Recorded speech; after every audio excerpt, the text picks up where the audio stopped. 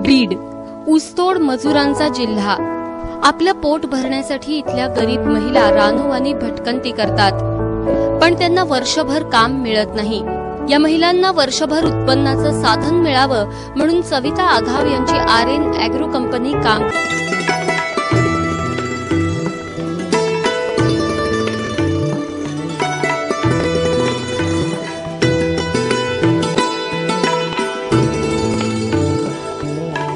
ही company करार पद्धतीने एका गरीब महिलेला 2 शेळ्या देते।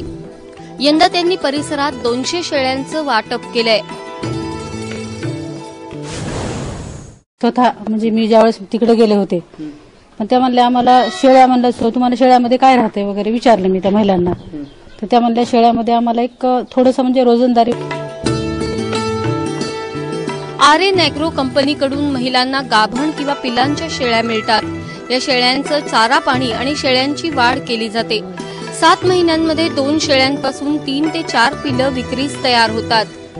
मूळ शेळ्या गावातील महिला स्वतः जवळ ठेवून पिल्लांची विक्री करतात। किलो दरानं एका महिलेला 7 महिन्यात साधारण 13,000 रुपये मिळतात। याशिवाय लेंडी खत आणि घरच्यासाठी शेळ्यांचं दूध मिळतं ते वेगळंच।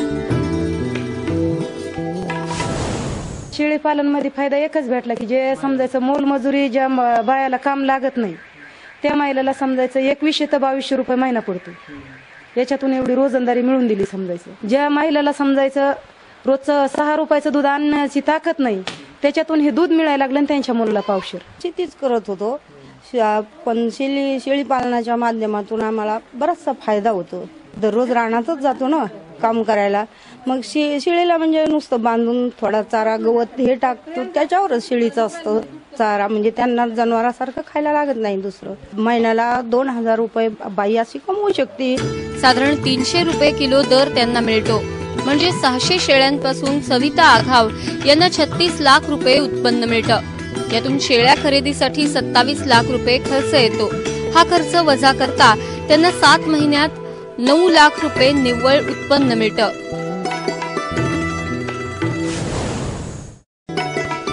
बीड जिल्ह्यातील गरीब महिलांना 12ही महिने काम मिळत नाही।